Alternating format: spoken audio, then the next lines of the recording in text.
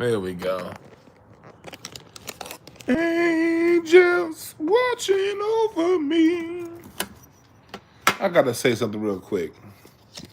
Before T.I topic, we gonna get started with the T.I 50 Cent topic at about the somewhere around the 5 or 7 minute mark. So for those of you watching later on, we're gonna get into the T.I 50 Cent topic at about the 5 or 7 minute mark. I'm gonna get into that and break that down. Okay.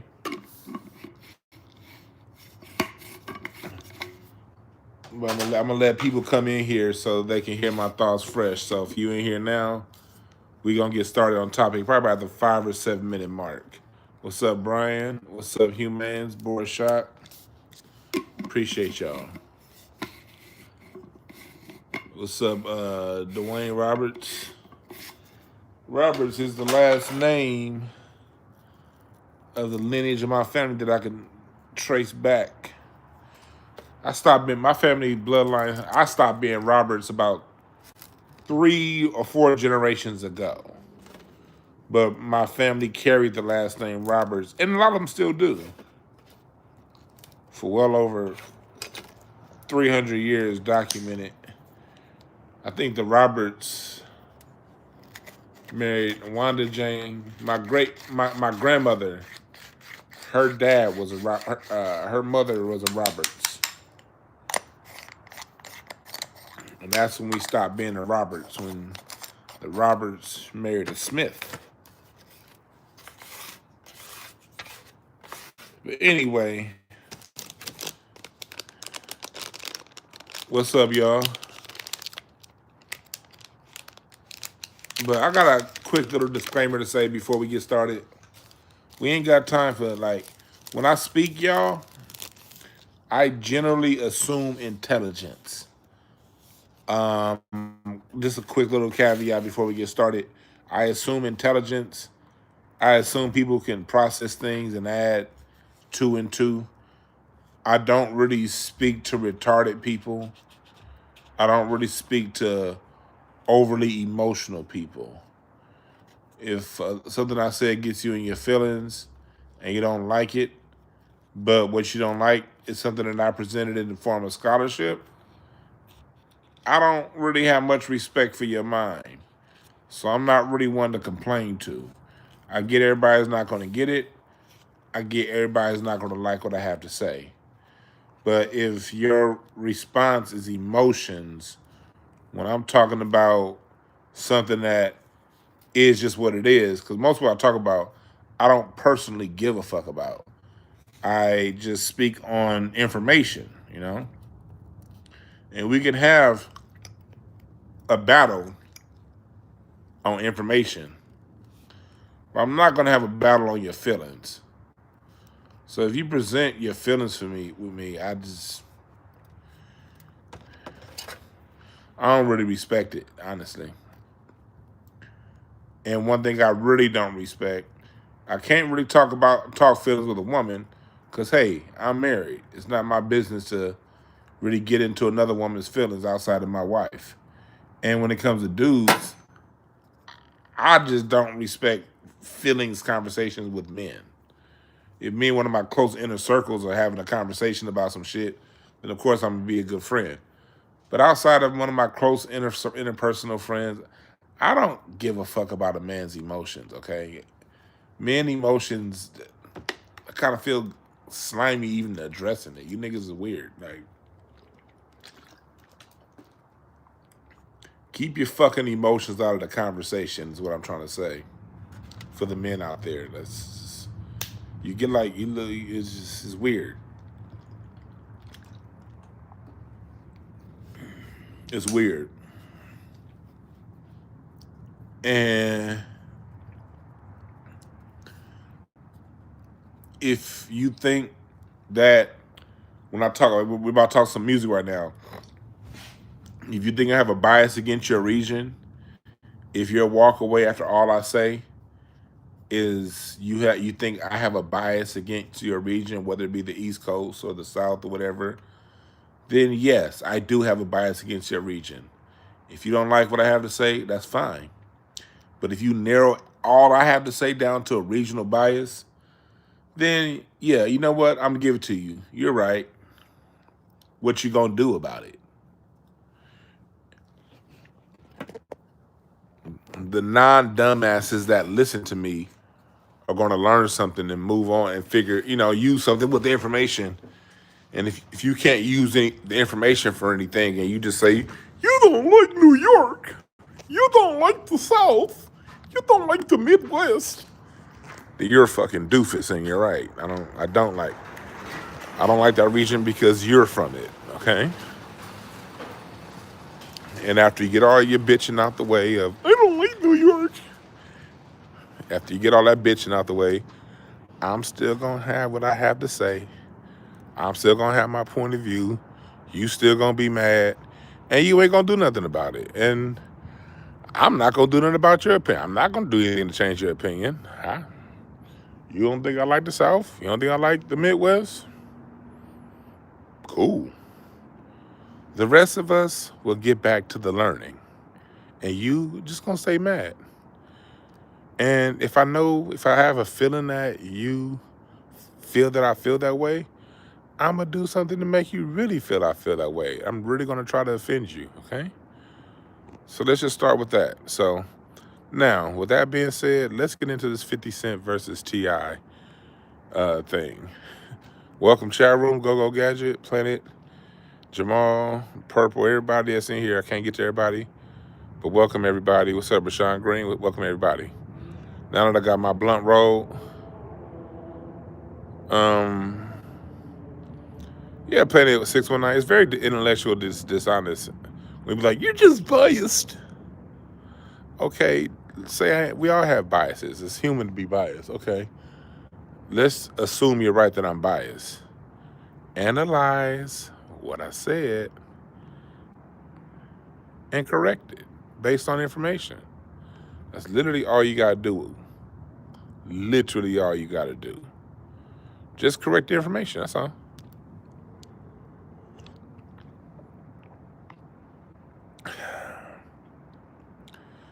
Nah, we not that cold here in LA. It's warming up now. It was 80 degrees today in LA, so it's back to normal. All right, back to this. So, 50 Cent versus T.I. The king of post 2000 New York versus the king of post 2000 the South. And I say post 2000 because y'all know what I always say. The musicians that came after 98 into the 2000s are the lower tier, in my opinion, than those who were around pre 96. You got pre 96 and then you got everything else, in my opinion, the way I see it.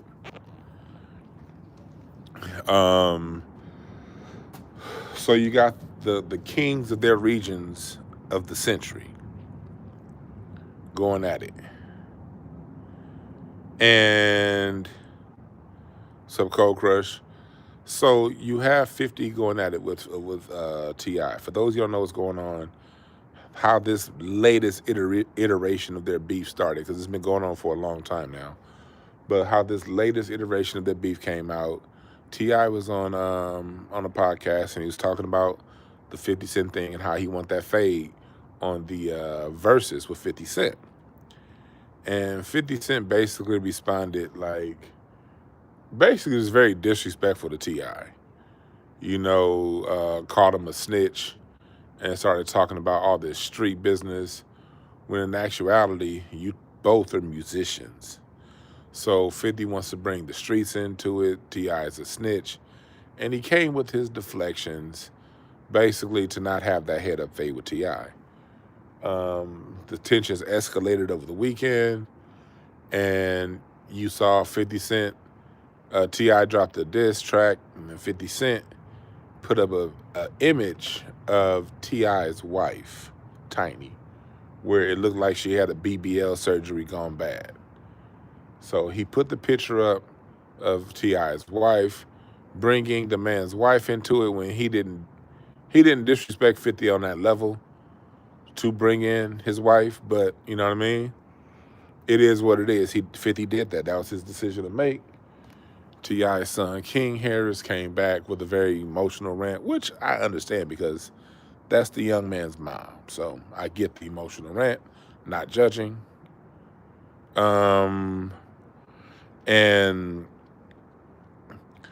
so, I don't know, Lottie. So they went on that. So he had that, and then T.I. came out with some more diss tracks today that, if you ask me, were really, really good, really, really funny.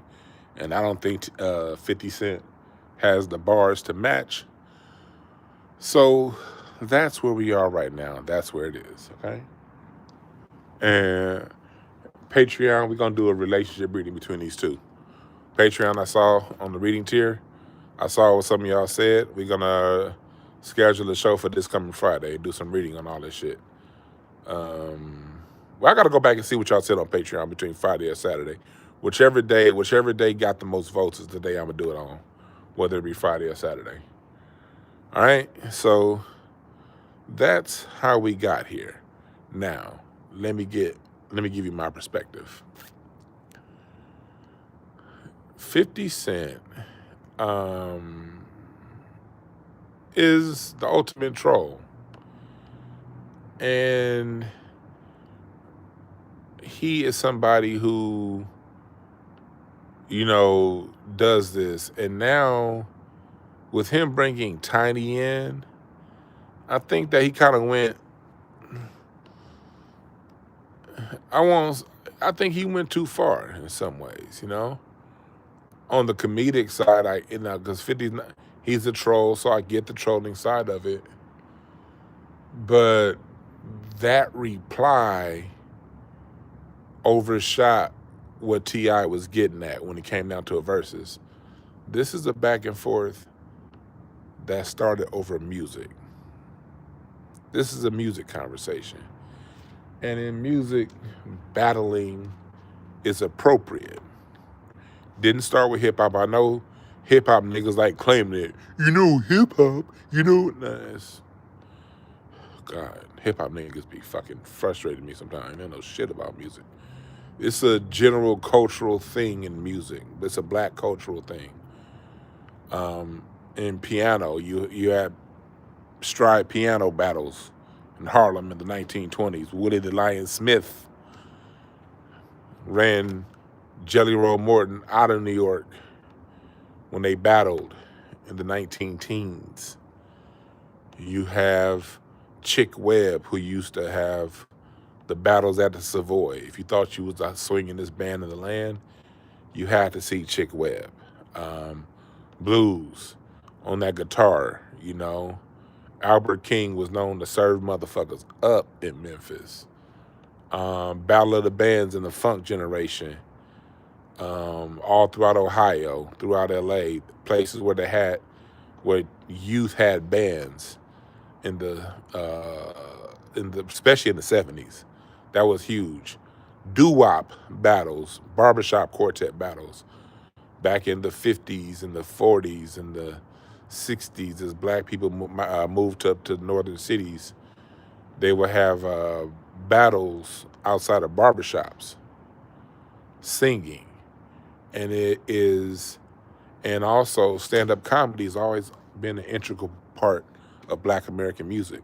Going back to Moms Mabley, the first recognized comic in American history, she was also a musician. Richard Pryor was a musician. The early class of comics outside of Dick Gregory, Richard Pryor, Red Fox, Bill Cosby, those early day Pigmeat Markham, these were all people who were musicians and comedians.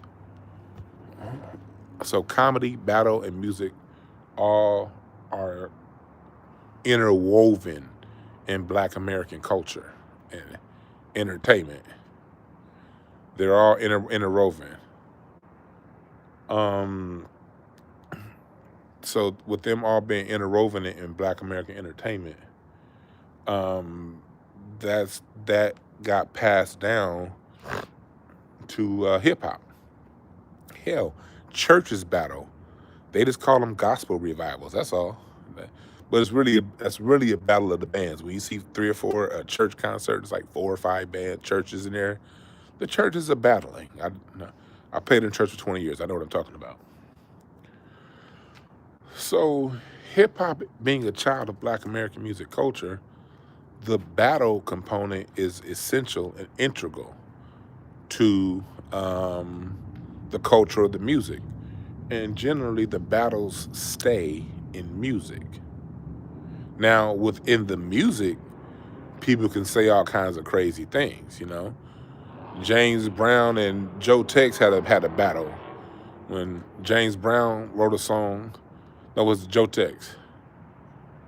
No, it was James Brown wrote a song that Joe Tex said called "You Can Keep Her" because he was smashing Joe Tex's girl, and Joe Tex got mad. So James Brown wrote a song called "You Can Keep Her." This is old school stuff in our music, you know. It's a lot of that old music back in the day that people don't even know was shots. It was battle songs, but there was no hip hop DX or blues music DX magazines back then covering this kind of stuff. So, you know, battling and music go hand in hand. What 50 just did, and what 50's been doing, if y'all don't notice, 50 ain't been, he ain't been wanting to battle in the music side of things.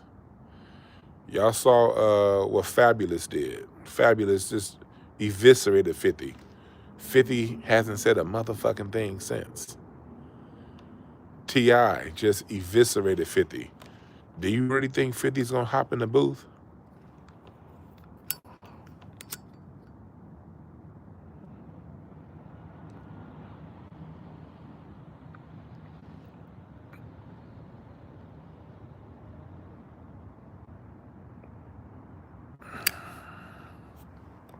No, 50 ain't gonna hop in the booth.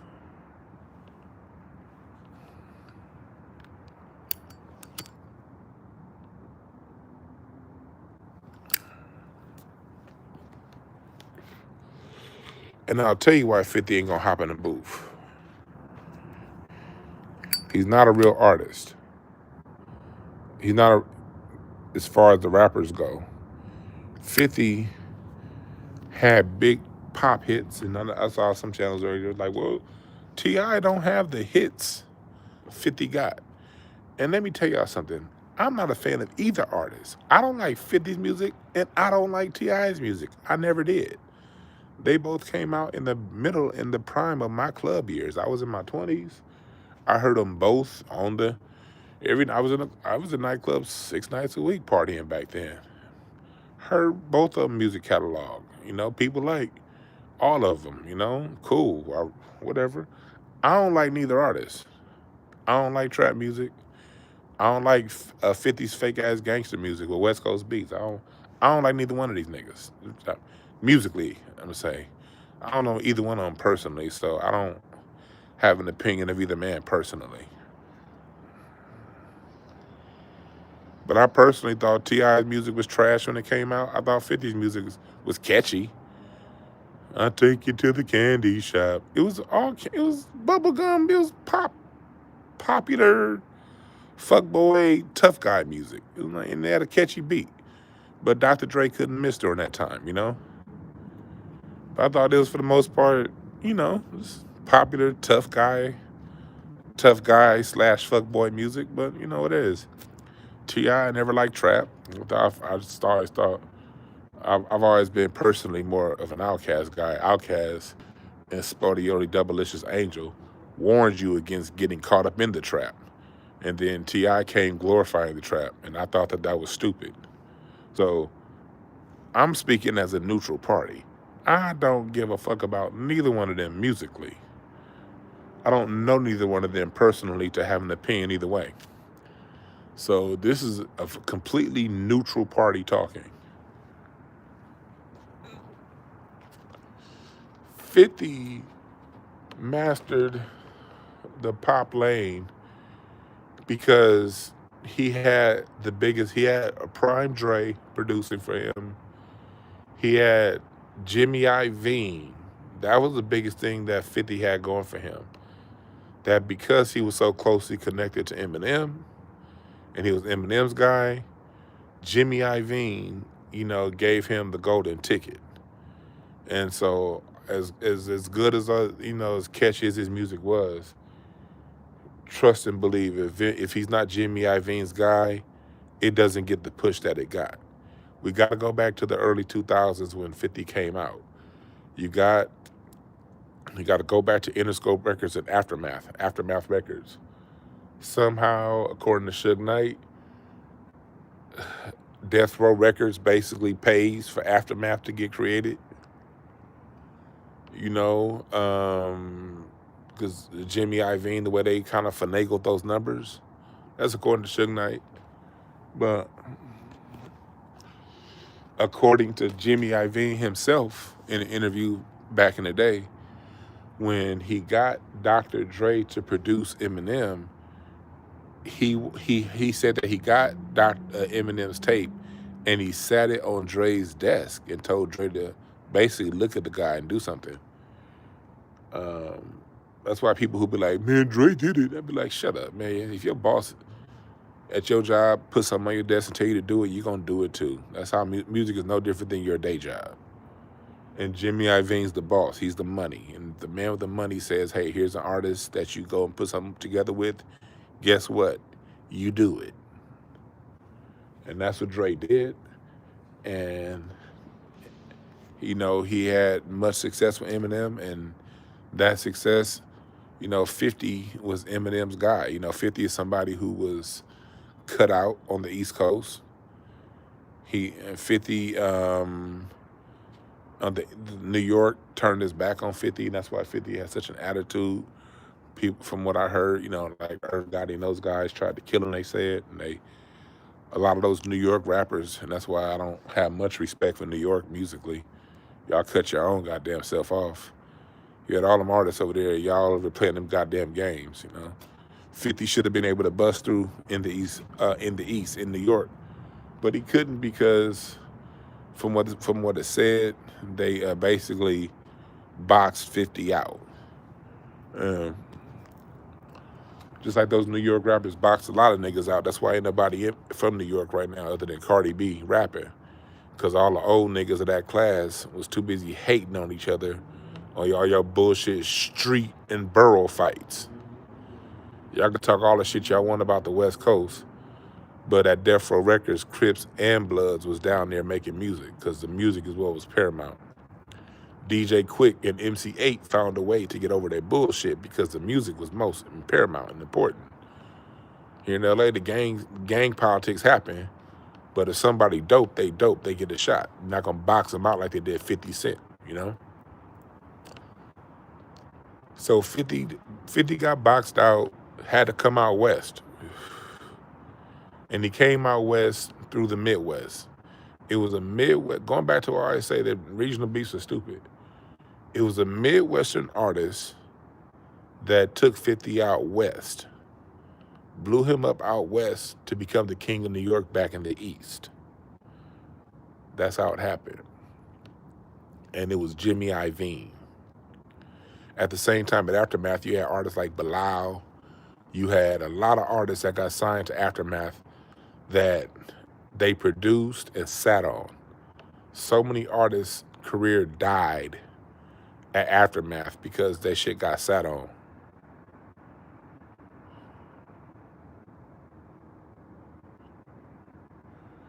And what they did, and yes, all regions do fight. Every region fights. But what happened in that 2000 era class out of New York after Dipset got through, the locks and all that stuff, they closed the door on everybody behind them. You can't tell me it ain't no good rappers. Man, in New York, yeah, it's a lot of tethers in New York, yeah, whatever. It's still enough black Americans in New York over the last 20 years for somebody to be hot. Out of New York, outside of fucking Cardi B and Tekashi 6ix9ine.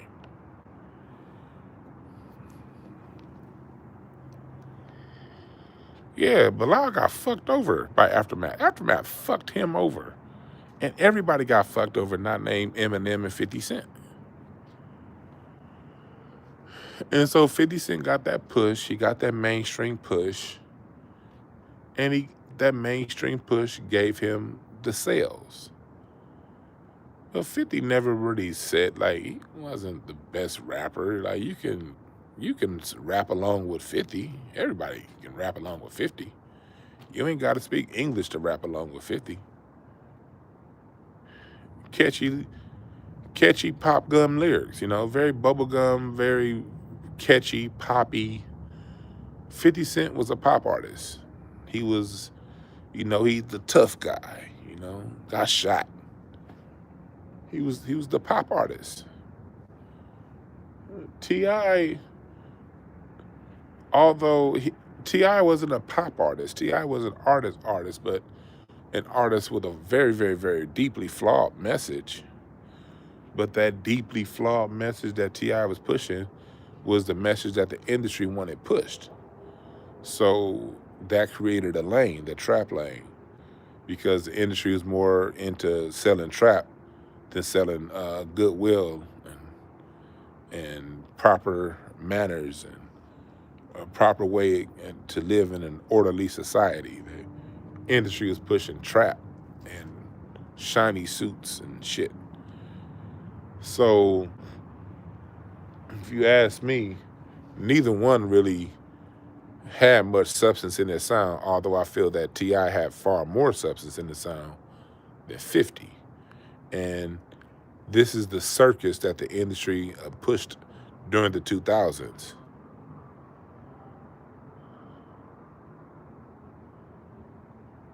This is what the industry pushed during the 2000s. But when it comes to 50, you got to understand 50 has major, major backing. 50 ain't doing shit by himself. He got people behind him. And he was basically a goofy Tupac knockoff. Remember, back in the 2000s, when Tupac died, that created a major vacuum. Because Tupac had the heart, had appealed to the women, and all the dudes wanted to either dress like him, wanted to be like him, act like him. And it was natural. And when he died, they were still looking for the tough guy that appeals to the ladies. So you have Ja Rule. And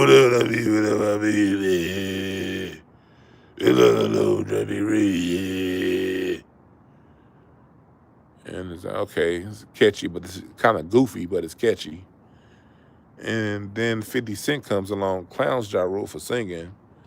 And then here he comes, I take you to the candy shop. I hit it once, I hit it twice, I take you to the candy shop. Nigga didn't even move his lips when he was rapping. Nigga used the window shopper. Like, tough, appealing to the ladies, but a far cry from Tupac. But 50, even though he's a far cry from Tupac, he was close enough. He had Tupac's machine, Dr. Dre and Jimmy Iovine. Remember, Jimmy Iovine's also the money behind Tupac blowing up at Death Row. Pay attention to the players. Jimmy Iovine is also the money behind Snoop blowing up. The consistent person in this whole play is Jimmy Iovine. Dr. Dre being the workhorse for Jimmy Iovine, and that's no disrespect for Dr. Dre, but he's the Dr. Dre's the sound, Jimmy Iovine's the power.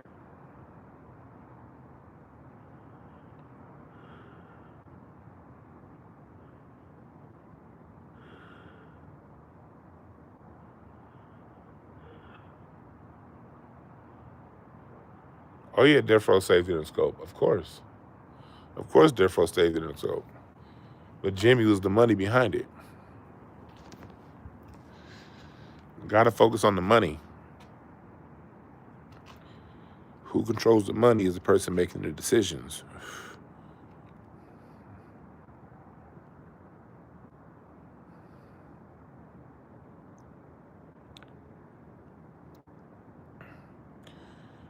Yeah, DMX did feel that Pac energy for a little bit, but they kicked DMX out.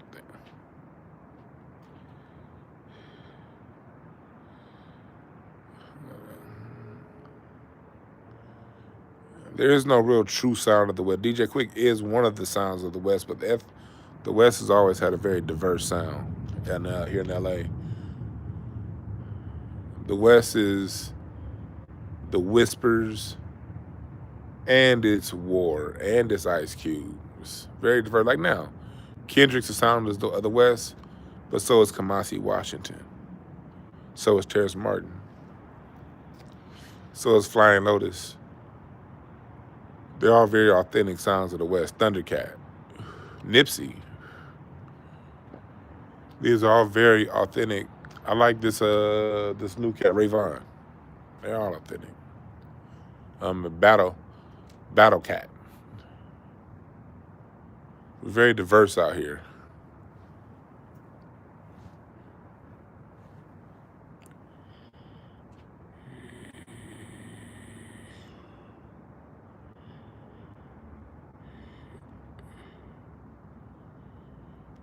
Yeah.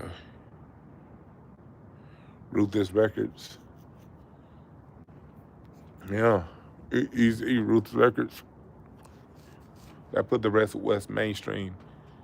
It was the Wrecking Crew. It was Alonzo Williams that really started the West. Alonzo and what's his name? Roger Clayton. They're the ones who really laid the foundations to the West. Roger Clayton and Alonzo. Those two different camps. You know, Uncle Jam's and the Wrecking Crew camps. And then out of that, you get Ruthless.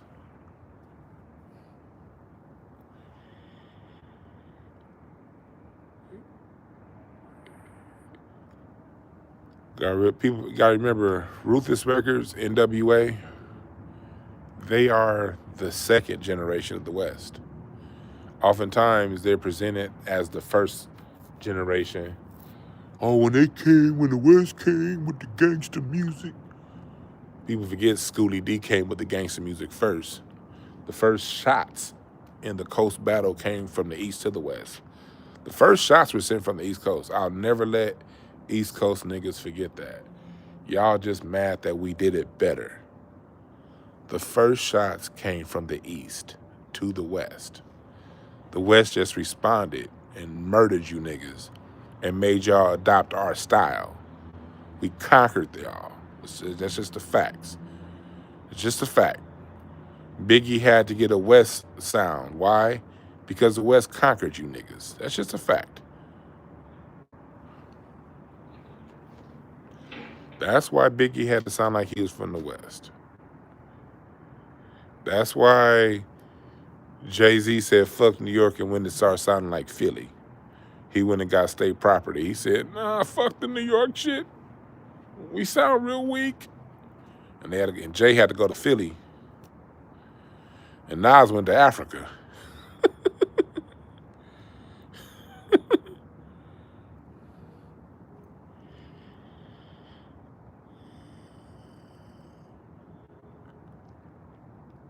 What's up, G Mars?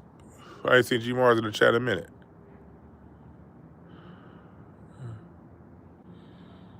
Yeah, DJ Premier gave New York his sound right. DJ Premier.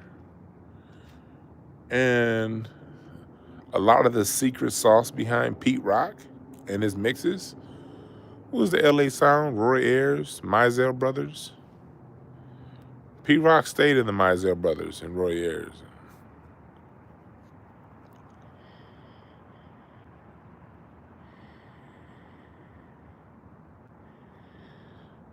But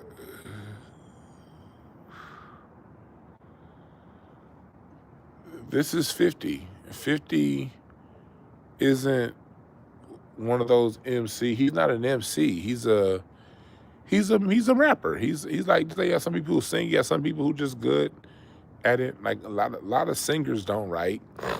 You know, a lot of singers don't tell their story, but if you give them a song, they're great at performing the song. That's 50. 50 is great at performing a persona. T.I is an MC. That nigga's a rapper. T.I is a rapper. He is somebody that raps. T.I is an artiste. Like him or not, that man is a music. He's a musician.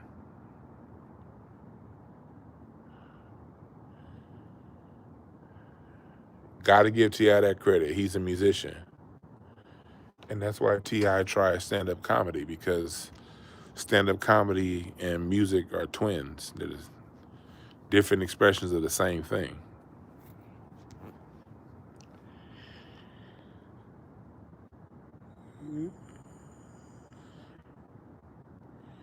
So people could talk about, okay, 50 sold more records and yada, yada, yada. Yeah, 50 also had the power of Interscope, Dre at their peak of power. There was a system that supported 50. So when it comes to record sales are more tied to the system that you're intertwined with than talent. Sometimes they intersect. Like with Kendrick, they intersect. That system and talent. Kendrick is, every now and again, you get system and talent come together. It does happen sometimes.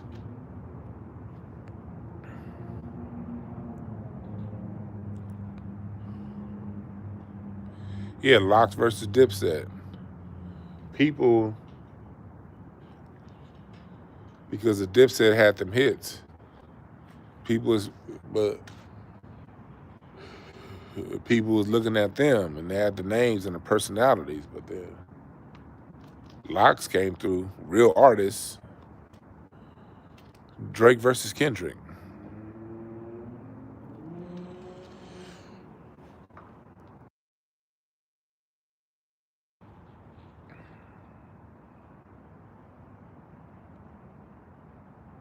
You know,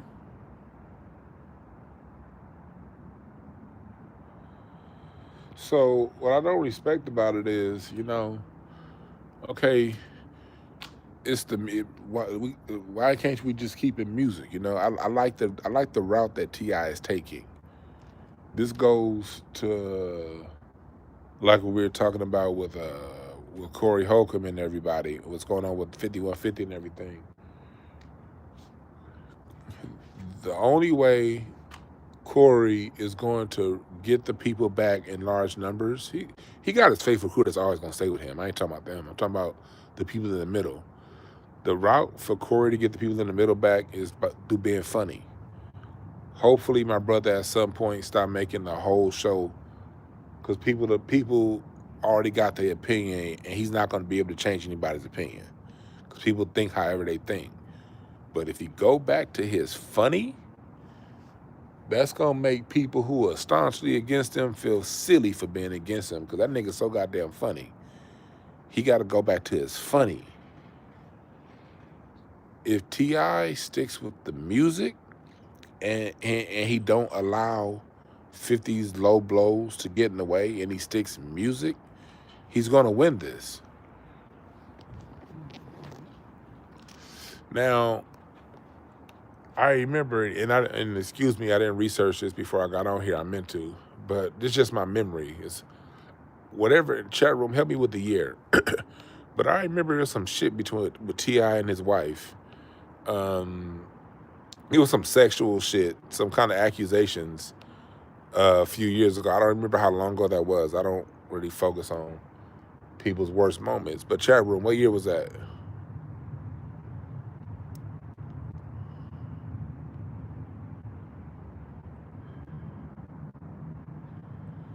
Yeah, bro. What year was that?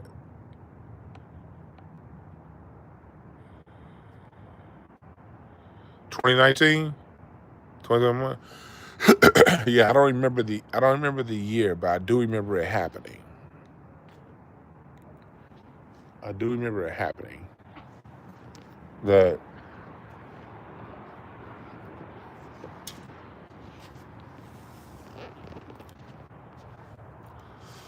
I don't even remember the details too much of that, but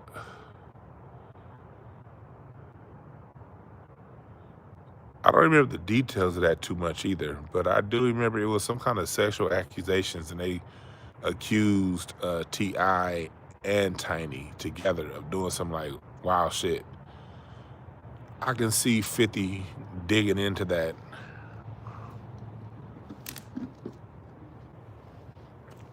using his resources to get deeper information on that and going there.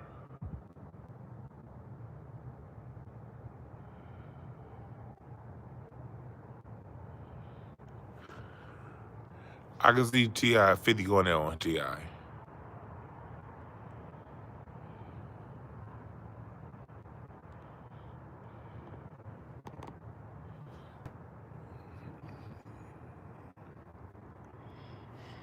I can see T.I doing that. Big 50 doing that. And a lot of it has to do with 50 ain't a real, he's not a musician. He's an actor. You see, you got people, acting isn't just on TV. You have music actors, like Drake's an actor. You know, Justin Timberlake's an actor. These people are they're just great at pulling off and bringing life to lyrics on a sheet of paper. That's what actors do. Actors bring life to words on a sheet of paper. Some of those actors do it through a means of music. Some of them do it on screen visually. Others do it through music.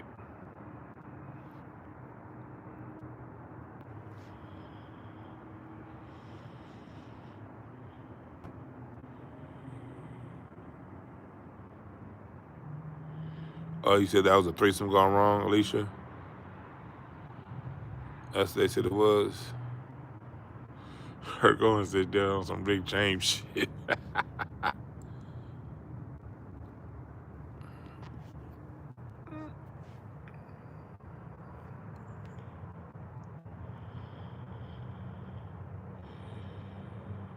Yeah, okay. Yeah, I remember the accusations kind of being crazy, like, ooh.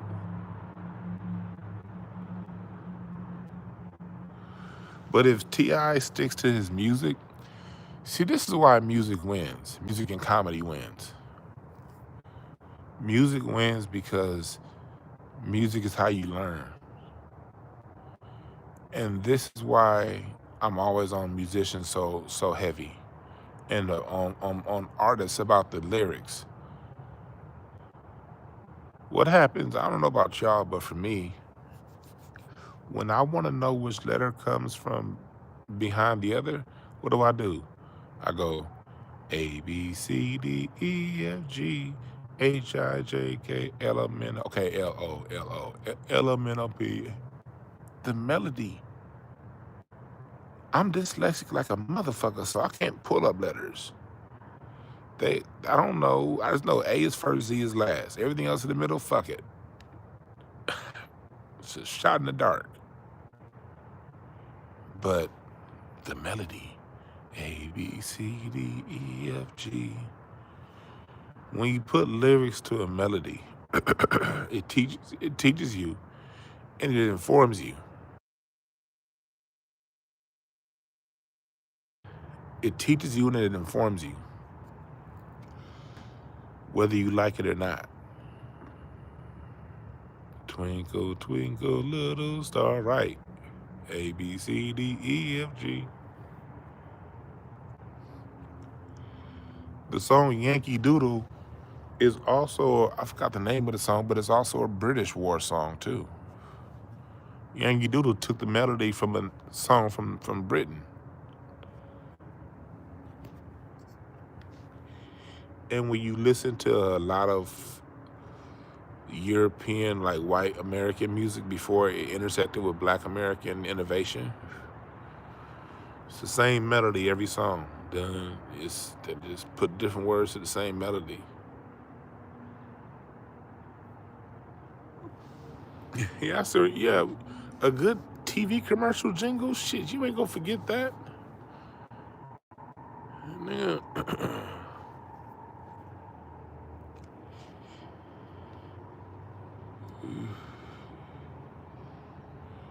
Like that one commercial, if you live in LA, 1-800-237-EMPIRE. I feel like Empire carpet cleaning. Like, I've never called them to get my carpet cleaned. But when I hear 8237 Empire, how many people got their carpet cleaned because you just can't forget that melody? Yeah, today.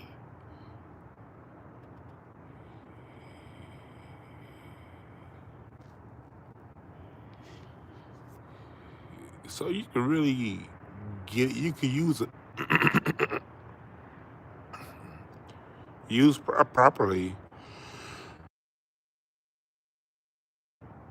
Used properly, you can use a melody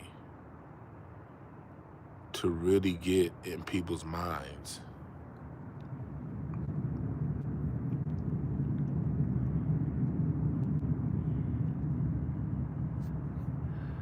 You can really shape opinions through melody when used properly.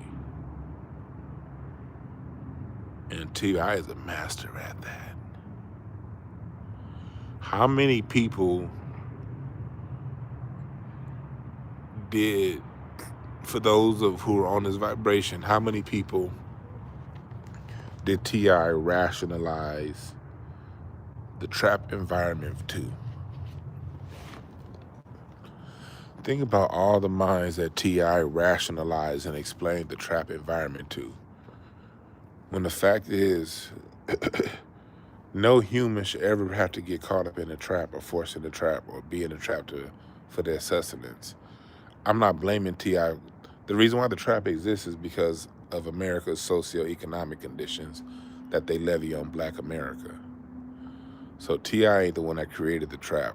America created the trap by how they do us as Black people.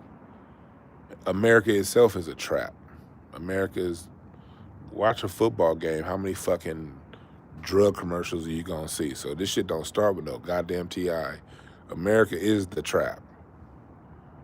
What you need? You need some Ozempic? What you need? You need some, you got mesothelioma? Got a settlement for you. What you need? You got a migraine?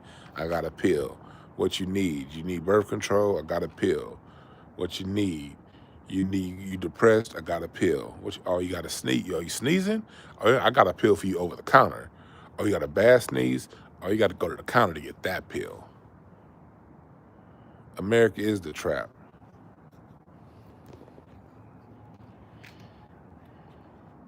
But what they'll do is they'll blame T.I. They'll blame T.I. Another reason why I don't pile too hard on gangster music. Another reason why I'm just gonna be a moment of honesty. Another reason why I have to pull back on my criticism of the shiny suit era. Because the shiny suit era was just a reflection of Gordon Gekko, Wall Street, and all those movies of the 80s, Lifestyles of the Rich and Famous, Robin Leach, and Donald Trump. The shiny suit era was a reflection of what America was putting out. All of the music, our Black music, is used as the messenger as to what's going on here in America.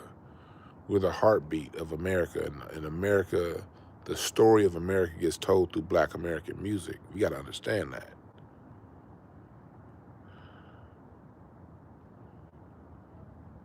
And T.I normalized the trap. He rationalized it. He also gave good game to those who are in that lifestyle, how to navigate through that lifestyle. He gave a message for those who are in that world on how to get the most out of it and get through it without getting fucked up, and how to move in that world. But in a functional society, trap music still happens, even in a completely because you're always going to have, even in a functional society, you're going to have a variation of outcomes. You're going to have drug addicts. You're going to have, and if drugs aren't necessarily hard drugs, sometimes the drug is other things. You're gonna have gangsters, tough guys. You're gonna have nerds. That's just society. So music's gonna reflect that. But a trap sound, just like the gangster music sound, should be a subculture of a subculture sound. Both the trap and the gangster, that should be it shouldn't be prominent. Why is music like that prominent? Why is it getting a larger message than to those who are just in that world? Let me tell you why. It normalizes that world for those who are in it and those who are around it.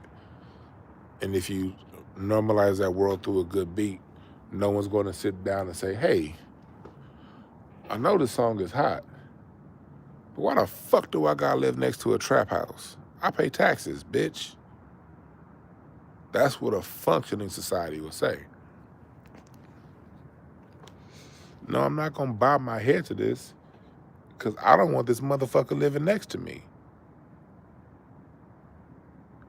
But when you put it to a soundtrack, so now when you see the trap house, it goes from being an outcast, being a reject of society to, oh shit, there go a trap house. It's now something cool. And now you got people on podcasts, West Coast, East Coast, South, all the regions, from having whole podcasts about that lifestyle.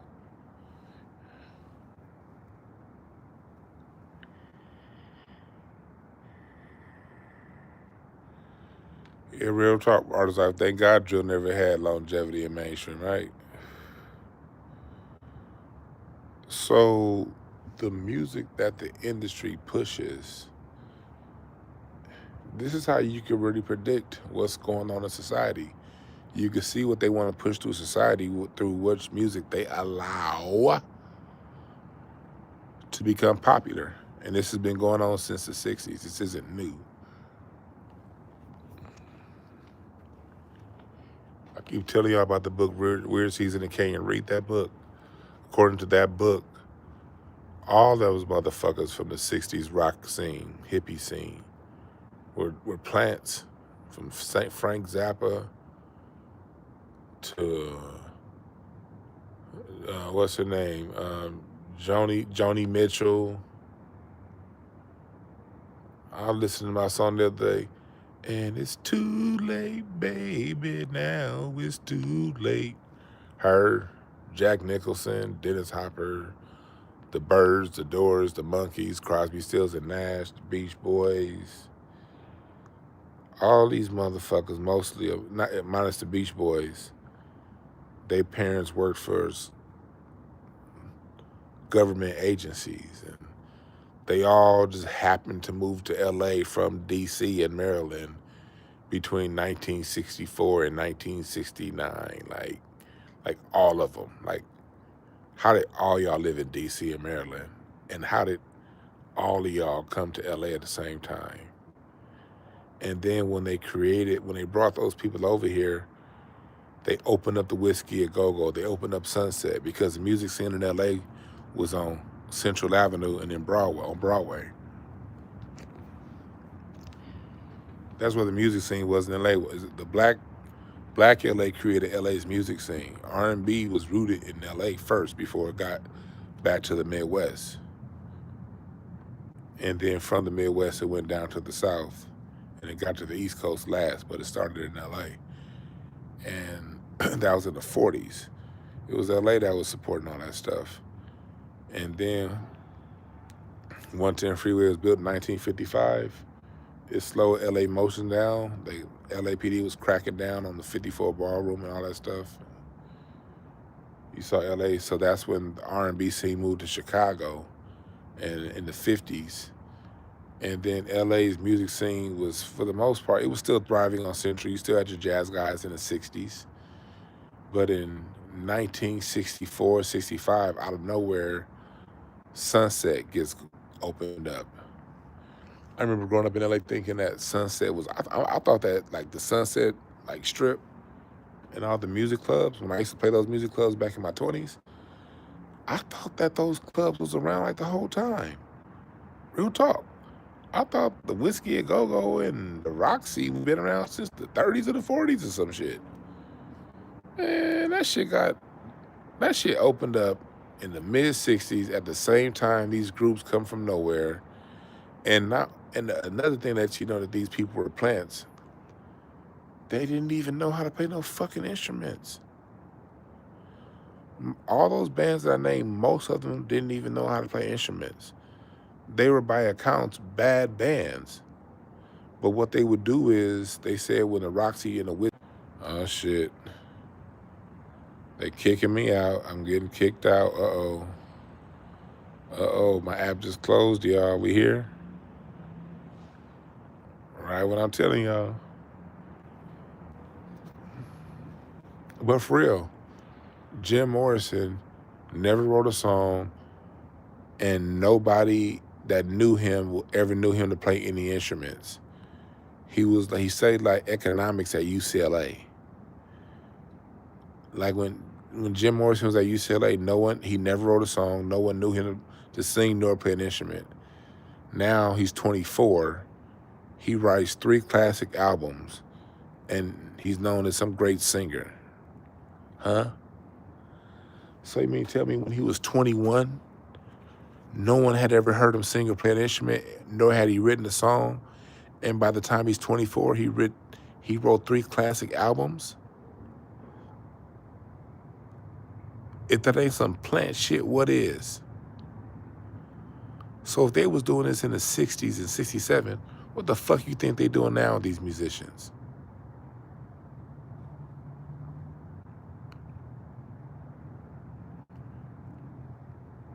You better use your brain and think. See, in the 60s through the 70s, the white supremacists really didn't have time to be focused on our music like that. Like, we was too busy kicking ass in the street, and America was in turmoil. You know, you got civil rights, you got the Cold War. You know, the Cold War was a motherfucker. America was trying to win the moral right over Russia. I remember Russia and the United States were sort of seen as equals after World War II through the perception of the rest of the world. America wanted to win the moral stance. And they couldn't win the moral stance as long as the country was at war. And America was at war in the 60s. All the riots from Chicago to Miami to LA to New York, all the major cities were on fire during that time, you know? And so our music, black music, for the most part was just kind of left alone. They left us, that was a mistake the white supremacists made, and they understood they made that mistake. They left us alone in the 60s. So we create Motown. VJ Records was around in the 50s. Then you got records like Chess Records, and but it's white owned, but basically Woody Dixon's making the decisions, a black guy. You got records like Stax Records, white owned, but Al Bell's making the decisions. Or like Columbia Records, their black divisions, they just sort of just gave the black divisions a budget and left them alone. Like the Ohio Players, they always said that they were left alone to record. They would just get a due date, and the album is due this date, and they turn it in. So we were kind of left alone. White music was under major attack. White music was under major attack in the 60s. It was Bob Dylan and his protest music that really got the flower children in a tizzy and got them questioning society. Mind you, back then, America has the #1 education system in the world. Listen to Smokey Robinson's writing. He didn't have a college degree, but he wrote better than most people today with a PhD. So America was a very educated population, and you had artists like Bob Dylan writing music that's making white society question what's going on. You also have in the 60s the sexual revolution. So women are dropping their drawers like crazy. The thought was born in the 60s, not now. People are like, these people today, all this shit, the sexual impropriety, this shit started in 1960. And you know who I heard that from? My wife's dad. In 1960, he was 17. No, he was 19.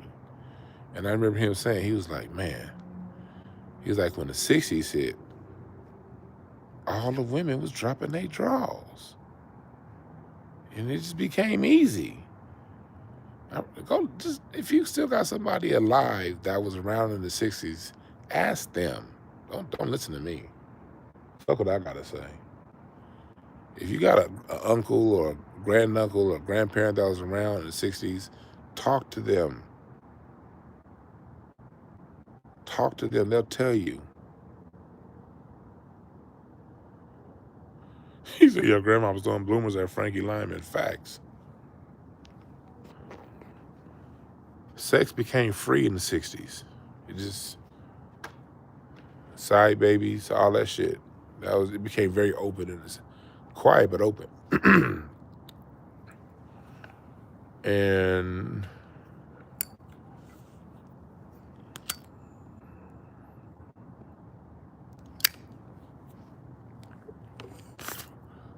And the music reflected it too.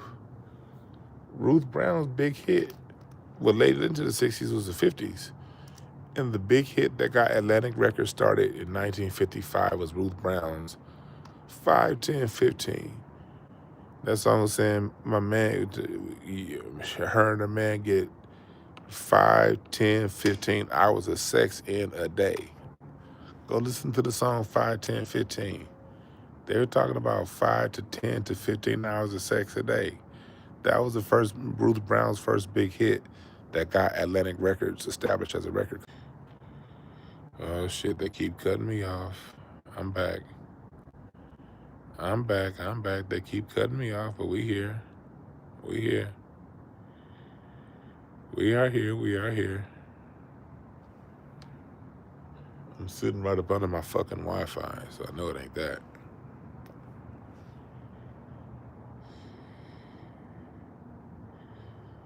But so when that whole, just as my opinion from reading books like read the book Chaos. Chaos was literally a program that caused chaos. The music was a part of it. We got to get these make love not war people out of here. We got to give them people who look like make love not war, but change those lyrics up to something that's more feel good but not saying nothing.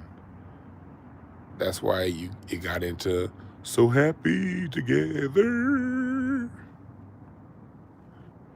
That's how you go from what's his name? How many roads was a man bogged down before they called him a man? Bob Dylan. To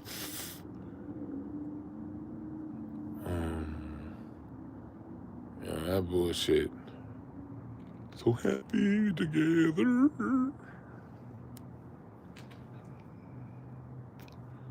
So you may be asking me, Dwann, how did the monkeys, the birds, Crosby, Stills, and Nash, the animals, the eagles, Joni Mitchell, how do these people get to the top of music and sell all those records?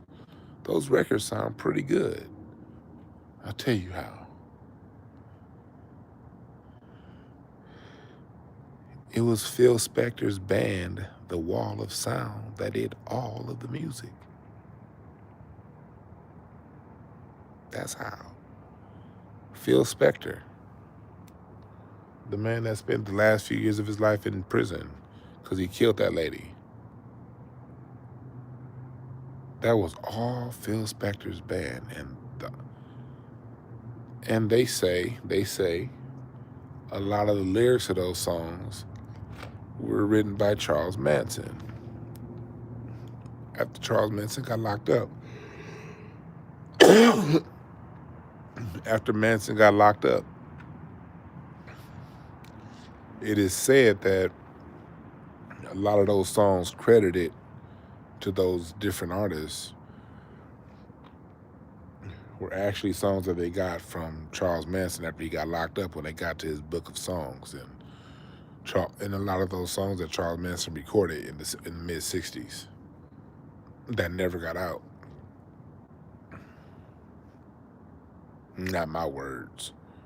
Read the book Weird Scenes in the Canyon. Read that book.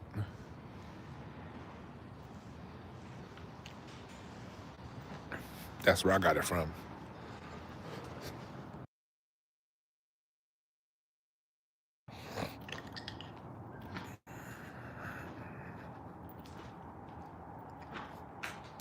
Yeah, appreciate that, Jay Jimerson. I need some water. I need water.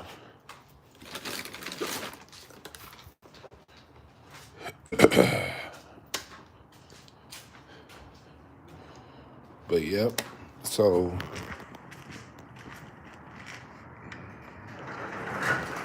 I said that to say, we talking about 50 and all that. I said that to say they can create a star in music any the fuck time they want. And you being a star in music has absolutely nothing to do with your musical abilities.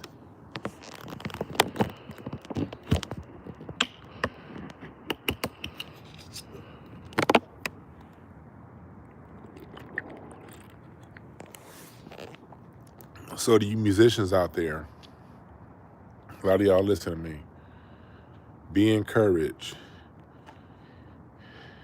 You've been practicing on your instruments your whole life, your vocals. You've been putting in the work, and you seeing people go past you that didn't put in a 10th of your work and don't have a 20th of your talent. Understand that a lot of your peers ain't what they appear to be. And you don't know who is who. Same thing with actors. People oftentimes get put in positions. And oftentimes, the artists don't know why they even been put in that position. My wife's aunt wrote a book that I wish would come out. She wrote this book 10 years ago. She still hasn't released it. But she wrote a book on her observations from being a background singer for 40 years in the music industry. She sang background on Rock With You by Michael Jackson. She sang with Marvin Gaye, Ray Charles, you name Elvis. She sang with everybody, Stevie Wonder. But she wrote a book because she's a spiritualist now, and she's who got me into reading cards, honestly. Sang at my wedding.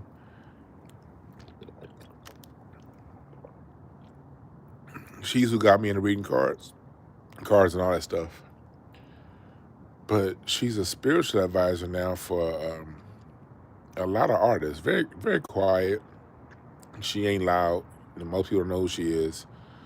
But it's a lot of people that are in music that call her when they need spiritual answers. But she wrote a book, and she hasn't released it. And in the book, it's her observations from being in the music industry for over 40 years, what she saw. She's in my music documentary too. My gospel doc that I have filmed, that I'm editing. I don't know when it's gonna come out because it's filmed, but she's in that. And she wrote a whole book on what she observed from being on stage with the biggest celebrities you've ever seen.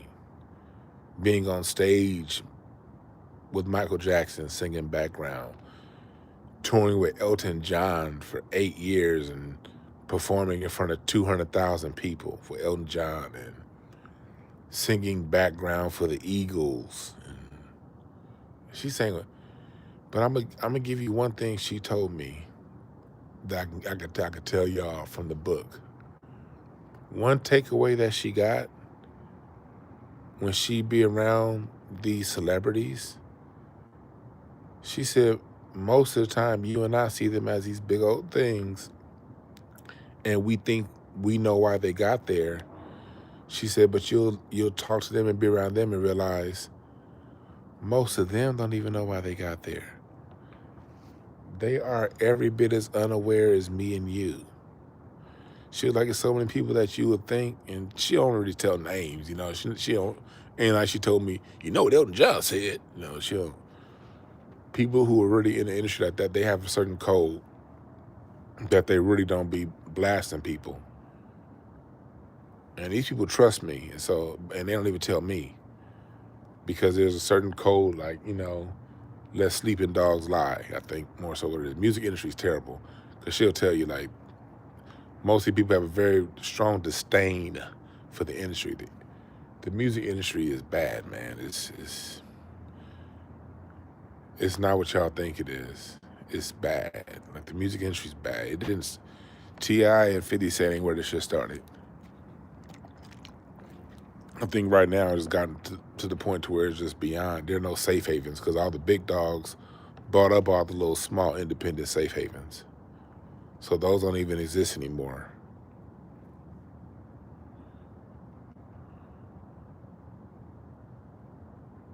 But the music industry is bad. It's really bad. It's what it does to people. It chews people up and spit them out. It sucks the lifeblood out of people. It's really bad. Especially if you are an artist, a pure artist. Most pure artists get sucked up and kicked out. That's why there's so many drug addicts out there in music. The vampires, it's like you're getting these innocent artists that come in that just want to create and express, and the industry sucks the lifeblood out of them, sucks all their good ideas out, don't pay them, find ways to cut your royalties or not give you royalties at all. It's bad. It's bad.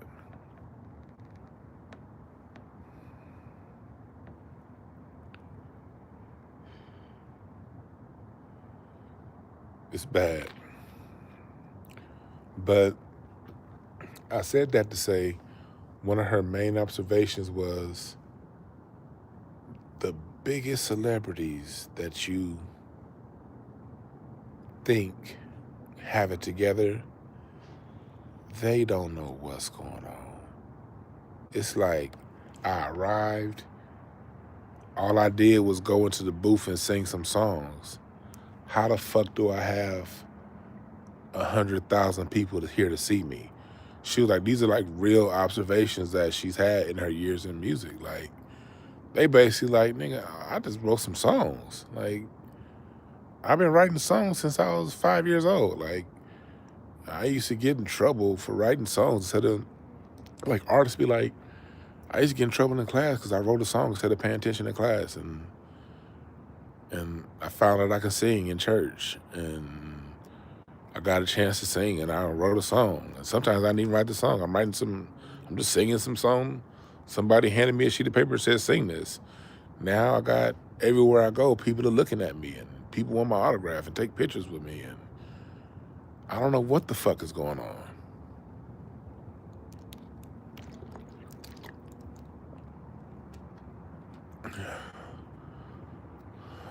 So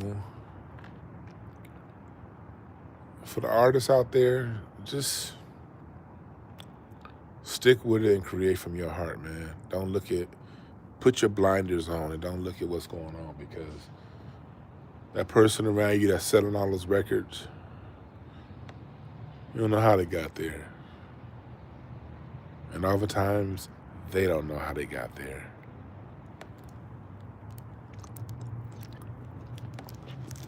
Believe that.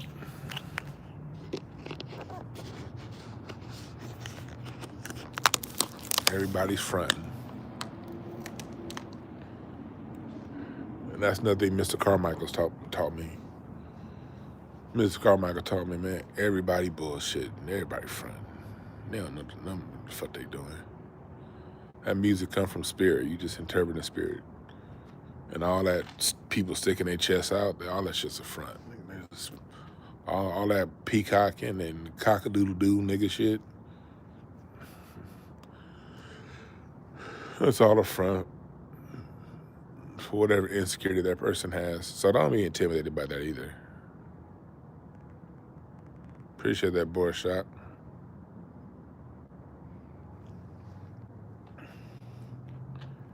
You know, when I talk to you, I want to give y'all a game too, you know?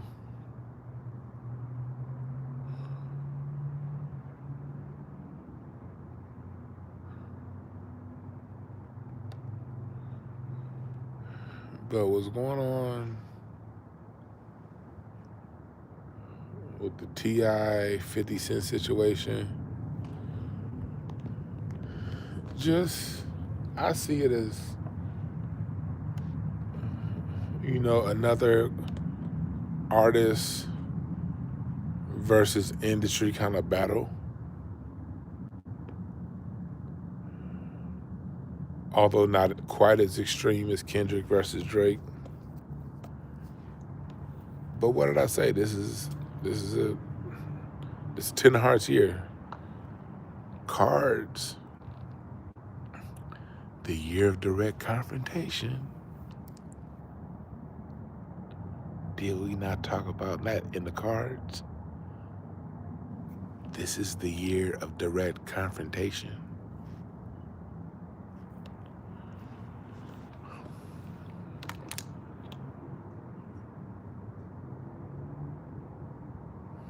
Appreciate that, Alicia. That's right, Jay Jimerson.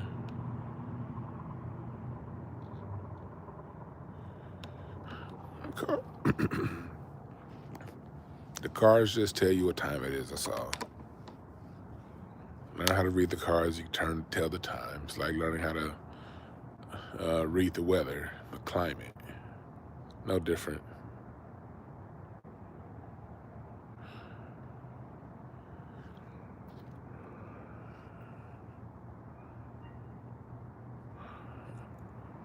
But we gonna see what happens, you know? Cause 50 Cent, like the shot that he shot with T.I.'s wife, that it just wasn't funny, you know?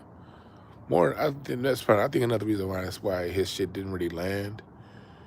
Cause although he put the beat, it was definitely diabolical, but it wasn't funny, you know? T.I. sticks to the music, he'll get it.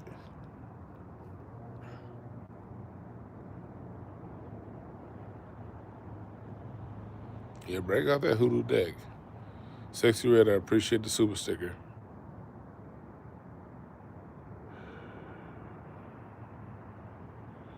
Yeah, this is a confrontation year, y'all. Straight up confrontation year. Direct fades. That's why I've been home more than usual. Usually Monday night, usually I be up at the Improv right now, hanging out. I ain't going up there. Shit, like a couple weeks ago, it was like in the comedy world, like 3 weeks ago, it was like 4 fights in 2 days.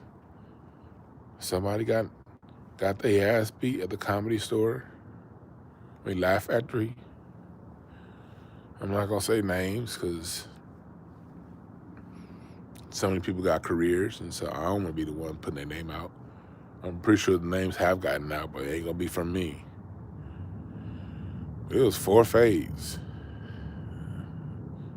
Niggas like 2 nights in a row, pop, pop, all in Hollywood. The Laugh Factory, the Comedy Store, and the Improv.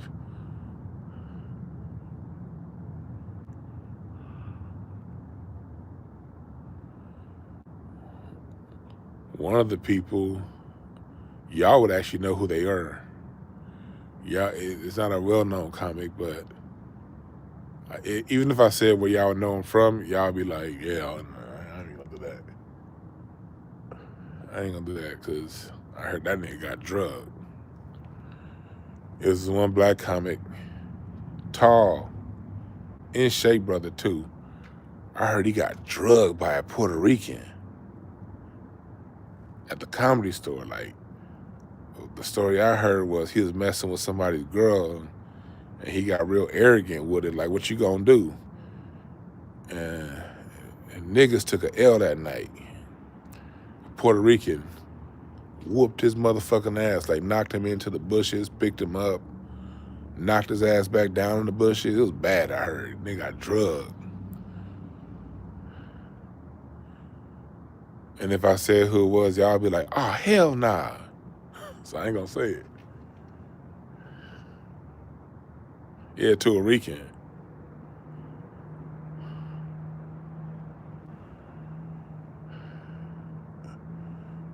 Another comic, well-known comic. This guy's kind of not, I won't say famous, but he's. If I said who he was, everyone would know who he is. I heard he put hands on somebody. Like I heard he got that W, but still, he's a working comic, and I don't want nobody coming to my. Oh, bigger channel be watching my shit. I ain't giving you niggas no live. Fuck y'all. You still enough of my shit. I see my shit come up. According to Dwann B, such and such got their ass whooped. You ain't getting it from me. Nope.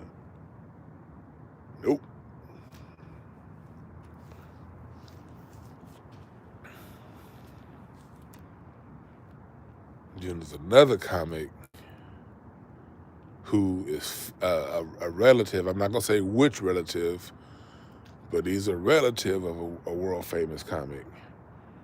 I heard that nigga got boop, boop, pop, pop, pop, pop, pop, pop, pop. I was like, and all these was nights that I generally would have been out.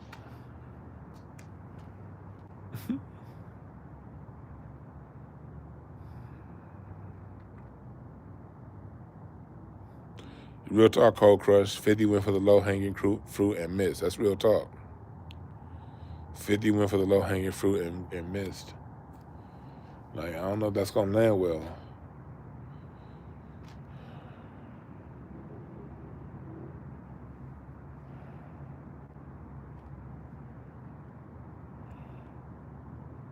Yep, Ty Wood knocked out and in the bushes. Yep. Everybody pulled. I'm like, yeah, nah.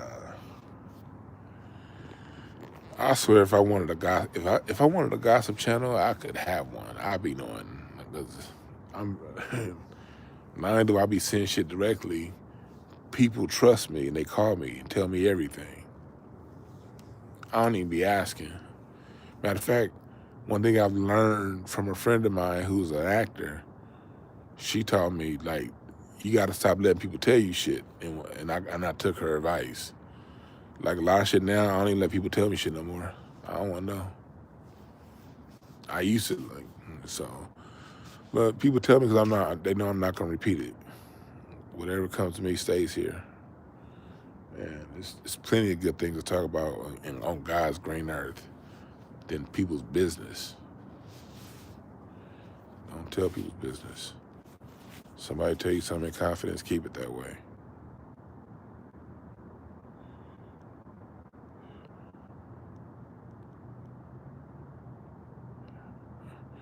Do one, but black the video and distort the face. At least you. Nah.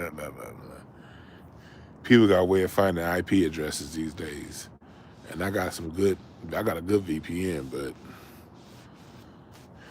I'm a king of clubs. That's my card. My card is walking integrity. I get outside of that, I'm gonna get fucked up, man. That's my karma. If y'all see me getting fucked up, I probably did something out of alignment with my integrity. I ain't doing that. I don't want the consequences.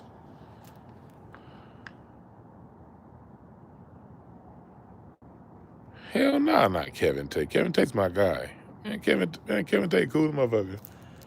I don't think Kevin Tate will ever get in a fight with anybody. Like, Kevin Tate's one of the most loved guys out there on the comedy circuit, man, and he always shows love.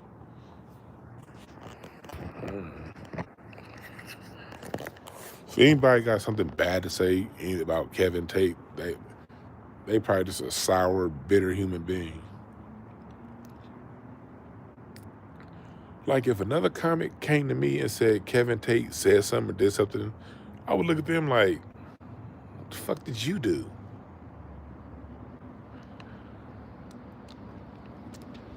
Nah, man, I love seeing Kevin Tate's success. I remember how it started and where he is now, man. I love that. I love watching that cat rise. I remember when Kevin Tate barely knew how to hold the mic.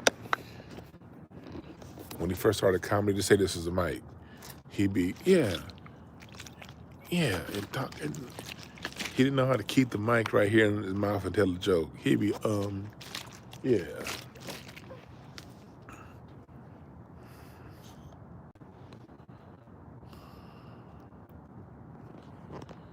Then see where he is now? It's amazing.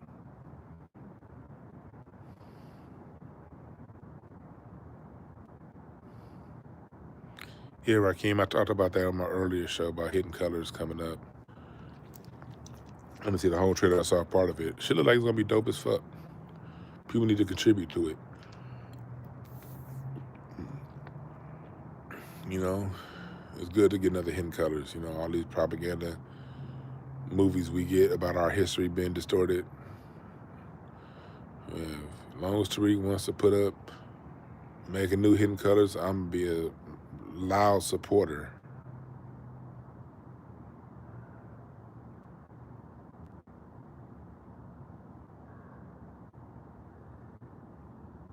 Which war with Iran? America's war with Iran? Hurt. Appreciate that, Byron. The Hidden History Museum shows be fun as fuck. You know, Kevin Tate was. I wanted to get Kevin Tate on the next Hidden History show, but I don't know when it's gonna be. But whenever it is, if Kevin Tate's in town, I'm gonna put him on it. If he's in town.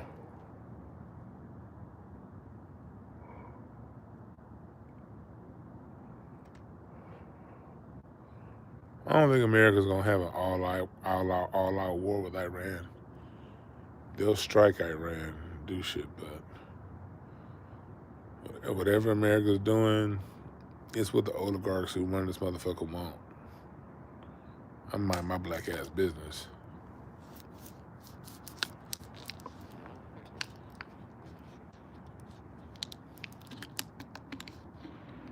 That's the hell I'm gonna do.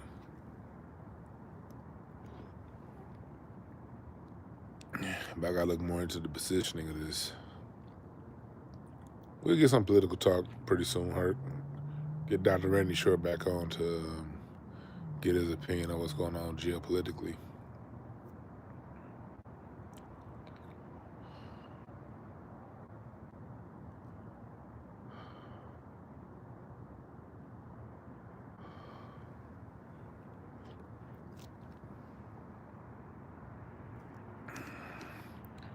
Oh, Brian, I did a whole show this morning on the Tourette thing.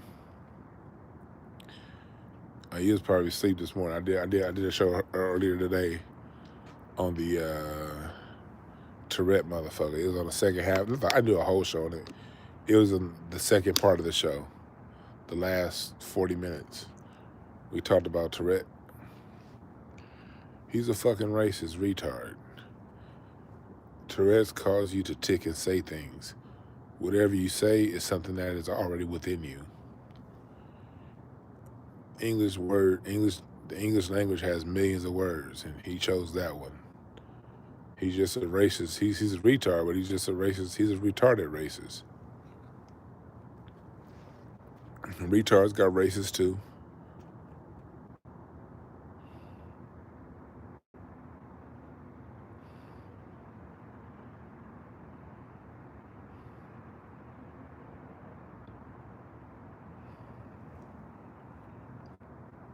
They didn't give Mahmoud Abdul Rauf credit for TikTok for ticks when he didn't stand for the national anthem.